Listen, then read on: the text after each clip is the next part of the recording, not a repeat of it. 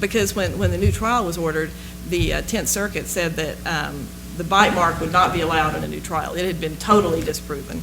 And he was actually granted the new trial based on ineffective counsel. And he's always said, you know, if you're accused of murder, you either want the very best attorney that money can buy or the absolute worst. And in his case, he had the absolute worst. So it worked out really well. But anyway, I mean, in a way, I mean, you know, but anyway, so the district attorney had the option of having a new trial. We were sure that he wouldn't because they couldn't use the bite mark. But he waited 2 years, and Greg, you know, couldn't leave the state, you know, still had this just hanging over his head, and then finally decided to retry it. I mean, now it's 8 years later, it's 1993, and he did retry it, and Greg chose to have Mark Barrett, who had been his appellate attorney, be his trial attorney, which was an interesting choice because Mark had never tried a case before. But it turned out to be the best thing that ever happened to him. And after the prosecution put on their case in the second trial, Mark asked for a directed verdict of innocence, which absolutely never happens, you know, in a death penalty case. But the judge granted the directed verdict of innocence, and he was released. Who was the judge? I can't remember.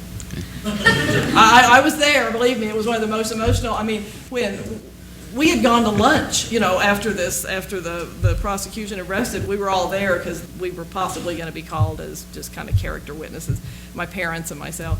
And we came back from lunch, and they told us we needed to get up to the courtroom, and the judge was talking to the jury and saying, you know, that it's the prosecution's responsibility to prove their case, and if they don't, and I mean, we didn't even know what he was doing. But anyway, he just turned to Greg. He said, you know, I'm granting the defense's motion for a directed verdict of innocence, and Mr. Wilhoit, you're a free man. Just like that. 8 years. And, you know, I mean, I said the people that were sitting out in the hall waiting for traffic court were crying. I mean, there was not a dry eye in the house.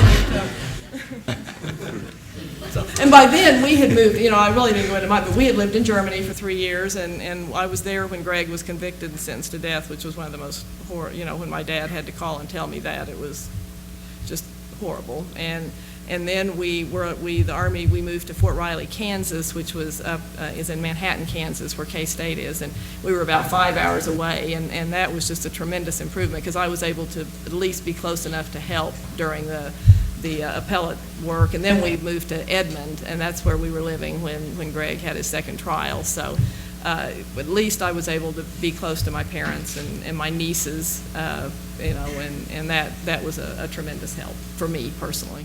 Okay, and just to wind up your part, I mean, you've described the emotions when the happy result happened, but how has this whole experience affected Greg, and how has it affected you and your parents?